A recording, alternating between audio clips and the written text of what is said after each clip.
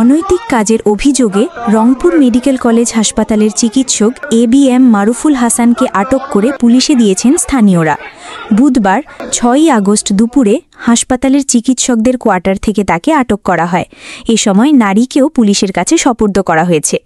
চিকিৎসক মারুফুল হাসান রমেক হাসপাতালের ICU ইউনিটের ইনচার্জ। তিনি চিকিৎসকদের সংগঠন ডক্টরস অ্যাসোসিয়েশন অফ বাংলাদেশের অর্থাৎ ড্যাবের রংপুর বিভাগীয় সাংগঠনিক সম্পাদক। পুলিশ ও প্রত্যক্ষদর্শীদের বরাতে জানা যায়, হাসপাতালের চিকিৎসকদের কোয়ার্টারে নারীর সঙ্গে অবস্থান করছিলেন মারুফ। আচরণ সন্দেহজনক মনে হওয়ায় স্থানীয় কয়েকজন বিষয়টি নজরে এনে কোয়ার্টারে গিয়ে তাদের হাতে নাতে আটক করেন। পরে তারা তাৎক্ষণিক পুলিশে খবর দেন। খবর পেয়ে ঘটনাস্থলে ছুটে যান রমেকের পরিচালক ব্রিগেডিয়ার জেনারেল আশিকুর রহমান। তিনি বিস্তারিত খোঁজখবর নেন এবং পরে দুজনকে পুলিশের কাছে সোপর্দ করেন। এই সময় আটক চিকিৎসক ABM মারুফুল হাসান বলেন, আমার পূর্ব পরিচিত হওয়ার কারণে তার বাবার অসুস্থতা নিয়ে কথা বলার জন্য কল দেয় সে।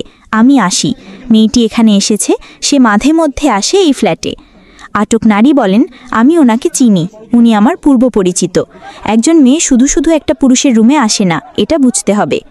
এ বিষয়ে রংপুর মেট্রোপলিটন পুলিশের কোতোয়ালি থানার ভারপ্রাপ্ত কর্মকর্তা OC আতাউর রহমান বলেন, ঘটনার খবর পেয়ে পুলিশ দ্রুত ঘটনাস্থলে পৌঁছে দুজনকে আটক করে।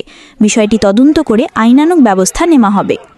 রমেকের পরিচালক ব্রিগেডিয়ার জেনারেল আশিকুর রহমান বলেন, যেহেতু একটা ঘটনা ঘটেছে, আমরা আইন অনুযায়ী ব্যবস্থা নেওয়ার জন্য তাদের পুলিশে দিয়েছি, পুলিশ ব্যবস্থা নেবে।